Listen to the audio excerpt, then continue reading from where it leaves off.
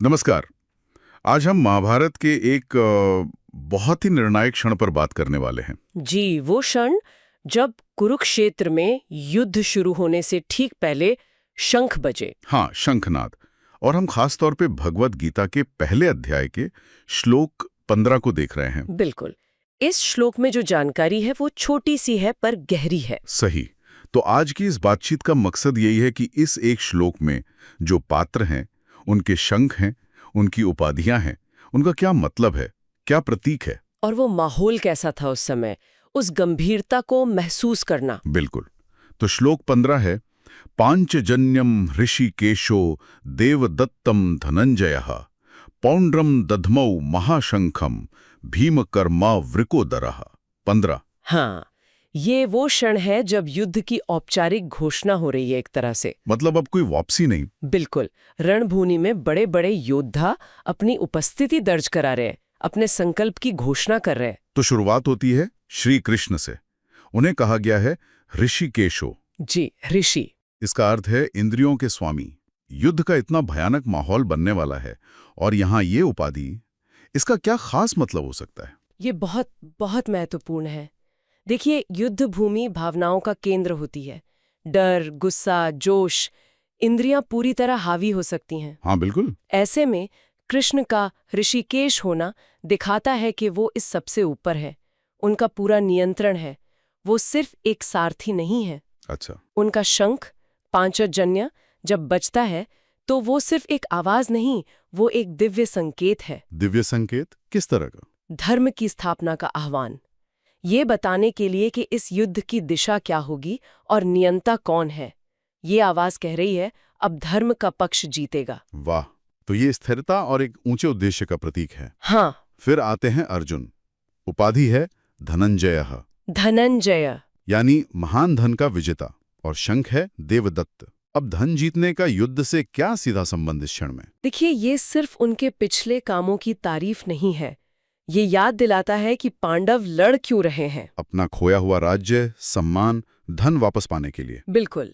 अर्जुन पांडवों के मुख्य योद्धा हैं।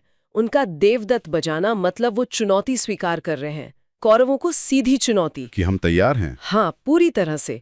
ये पांडवों के अधिकार की पुनर्स्थापना का संकल्प है, उनकी गर्जना है ये। समझ गया। और फिर तीसरी ध्वनि, शायद सबसे ज्यादा गूंजने वाली, भीम की। हाँ, भीम। उन्हें कहा गया है भीमकर्मा वृकोदरा। दो उपाधियां एक साथ, भीमकर्मा भयंकर कर्म करने वाला और वृकोदर विशाल पेट वाला। जी, भीमकर्मा उनकी असाधारण शक्ति और पराक्रम को दिखाता है, जो अक्सर विनाशकारी भी होता है। और वृकोदर? वृकोदर उनकी शारीरिक शक्ति और शायद उनकी जो खाने की क्षमता थी उसे दिखाता है। ये उनकी एक तरह की मौलिक प्राकृतिक शक्ति का प्रतीक है। अच्छा। और उनके शंख, पौंड्र को महाशंकम कहा गया है, विशाल शंख। हाँ, महाशंख। ये सिर्फ उसके साइज की बात नहीं है, तो फिर? ये उसकी आवाज की प्रचंडता को दिखाता है और भीम की अपनी भयानक शक्ति को भी। ये ध्वनि दुश्मन के दिल में डर भरने वाली है। एक चेतावनी की तरह। बिल्कुल, एक खुली चेतावनी। भीम की अदम्य शक्ति का प्रदर्शन कि अब संभल जाओ, विनाश नजदीक है।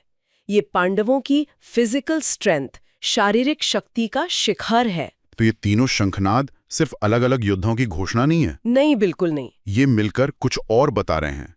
इनका सामूहिक असर क्या था? निश्चित रूप से ये सिर्फ युद्ध का ऐलान नहीं है, ये एक मनोवैज्ञानिक युद्ध की शुरुआत भी है। सोचिए, कैसे? कृष्ण की दिव्य स्थिरता, अर्जुन का कुशल संकल्प और भीम की प्रचंड शारीरिक शक्ति, ये तीनों मिलकर पांडव पक्ष की पूरी ताकत दिखाते हैं। हाँ, ये तो है। अपनी सेना में ये आवाजें जोश भरती हैं, आत्मविश्वास जगाती हैं।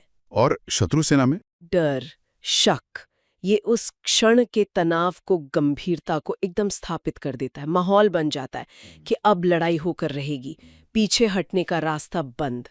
तो अगर हम संक्षेप में देखें, श्लोक 15 हमें क्या दिखाता है? श्री कृष्ण ऋषिकेश अपने पंचजन्य के साथ, जी, वो दिव्य नियंत्रण के प्रतीक हैं। जी, अर्जुन धनंजय अपने देवदत्त के साथ, युद्ध के संकल्प और कौशल के। सही। और भीमकर्मा वृकोदर अपने पौंड्र यानी महाशंख के साथ, वो अदम्य शक्ति और चेतावनी के प्रतीक हैं। बिल्कुल सही कहा। ये शंखनाद सिर्फ आवाजें नहीं, ये शक्ति, संकल्प और सबकी भूमिकाओं के प्रतीक है। युद्ध शुरू होने का एक बहुत ही नाटकीय और अर्थपूर्ण क्षण है ये, जो आगे क्या होने वाला है उसकी गंभीरता बताता है। जी हाँ। अच्छा, इस चर्चा को समाप्त करने से पहले एक सवाल मन में आ रहा है, जी, जिसपे शायद स्रोत सामग्री ज्यादा नहीं कहती। पूछिए।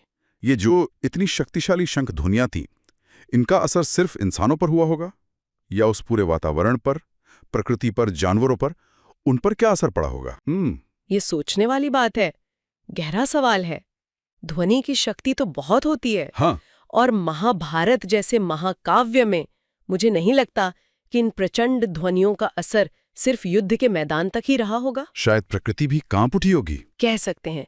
ये सोचना दिलचस्प है कि कैसे इंसान का संघर्ष, युद्ध का आरंभ प्रकृति के ताने बाने को भी प्रभावित करता है। कैसे वो गूंज शायद पूरे ब्रह्मांड में फैली हो। ये विचार करने लायक बात है।